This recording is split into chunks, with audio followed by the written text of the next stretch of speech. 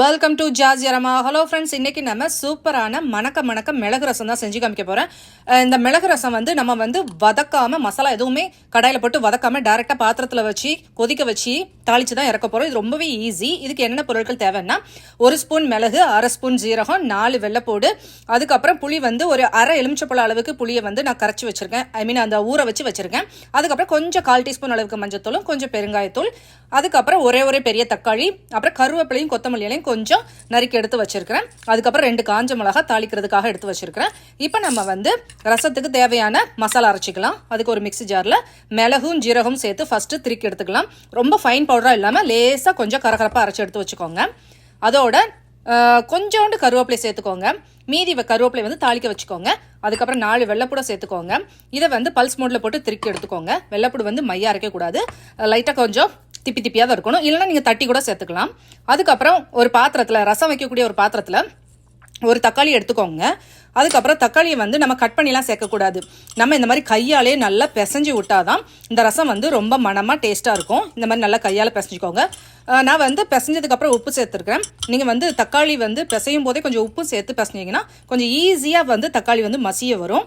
இப்போ 1/2 ஸ்பூன் அளவுக்கு உப்பு சேர்த்துருக்குறேன். லாஸ்ட் ரசத்துக்கு உப்பு சரி பார்த்துட்டு அதுக்கப்புறம் தேவையான உப்பு சேர்த்துக்கோங்க. இப்போ நம்ம அரைச்ச மசாலாவை இதோட சேர்த்துக்கலாம். அதுக்கப்புறம் மிக்சியை அலசி தண்ணியை ஊற்றிக்கோங்க. அதுக்கப்புறம் ஃபஸ்ட்டு ஒரு 2 டம்ளர் அளவுக்கு நம்ம தண்ணி சேர்த்துக்கிறேன். அதுக்கப்புறம் புளியை கரைச்சி நல்லா கையில் வடிகட்டி சேர்த்துக்கலாம். இல்லைன்னா நீங்கள் வடிகட்டி யூஸ் பண்ணி கூட நல்லா வடித்து எடுத்துக்கலாம். இதில் புளி நம்ம கரைச்சி வச்சு எல்லா புளியும் சேர்க்கணும்னு அவசியம் இல்லை.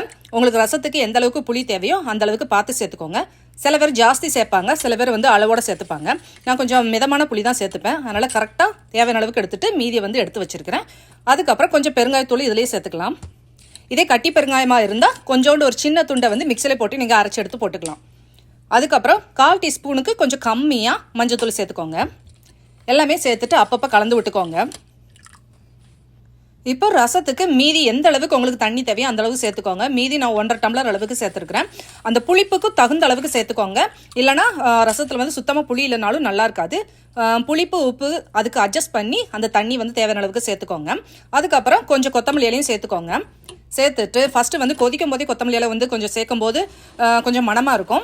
இப்போ அடுப்பில் ஏற்றிடலாம். அடுப்பு ஏற்றிட்டு நல்லா சூடு வரணும். சென்டரில் கொஞ்சம் உப்பி வர மாதிரி இருக்குது பற்றியெல்லாம், அந்த பொங்கி வர மாதிரி இருக்குல்ல, அந்த ஸ்டேஜில் 1/4 டீஸ்பூனுக்கு கொஞ்சம் கம்மியாக சுகர் சேர்த்துக்கோங்க. இது புளி சேர்க்குற எல்லா பதார்த்தத்துக்குமே கொஞ்சம் சுகர் சேர்த்தா கரெக்டாக இருக்கும். இப்போ பாருங்கள், கொதி வர ஸ்டேஜில் அடுப்பு ஆஃப் பண்ணிட்டு ஒரு 1/4 டம்ளர் அளவுக்கு தண்ணி சேர்த்துடணும். இப்படி சேர்க்கும் போது அதை கொதிநிலையை கொஞ்சம் மட்டப்படுத்துகிற மாதிரி இருக்கும். அதே சமயம் அந்த ரசமோட டேஸ்ட்டும் கொஞ்சம் நல்லா இருக்கும். இந்த ஸ்டேஜில் மீதி கொத்தமல்லியிலையும் சேர்த்துக்கோங்க. இப்போ நம்ம ரசத்துக்கு தாளிப்பு கொடுத்துடலாம். அதுக்கு நான் ஒரு இரும்பு பேன் வச்சுருக்கிறேன். இல்லைனா ஒரு தாளிப்பு கரண்டி வச்சுக்கோங்க. அதில் 1 ஸ்பூன் அளவுக்கு கடலெண்ணெய் சேர்த்துக்கோங்க. நீங்கள் விருப்பப்பட்டீங்கன்னா நெய்யில் கூட தாளிச்சிக்கலாம். அதுக்கப்புறம் இதுக்கு ஒரு 1/4 டீஸ்பூன் அளவுக்கு கடுகு வெடிச்சதுக்கப்புறம் கொஞ்சம் 1/4 டீஸ்பூன் அளவுக்கு ஜீரகம் சேர்த்து பொரிய விடுங்க. அதுக்கப்புறம் 2 காஞ்ச மிளகாயை கிள்ளி சேர்த்துக்கோங்க. கொஞ்சம் பெருங்காயத்தூள், அதுக்கப்புறம் கொஞ்சம் கருவேப்பிலையை பிச்சு சேர்த்துக்கோங்க. இது எல்லாத்தையுமே தாளித்து நம்ம ரசத்தில் கொட்டியாச்சுன்னா சூப்பரான மணக்க மிளகு ரசம் ரெடி ஆயிரும். இது சூடான சாதத்தில் கொஞ்சம்லாம் ரசம் ஊற்றக்கூடாது, கொஞ்சம் நிறையவே சூப்பு மாதிரி நல்லா ரசத்தை ஊற்றி சாப்பிட்டோன்னா அந்த மழைக்காலத்துக்கு சூப்பராக இருக்கும்.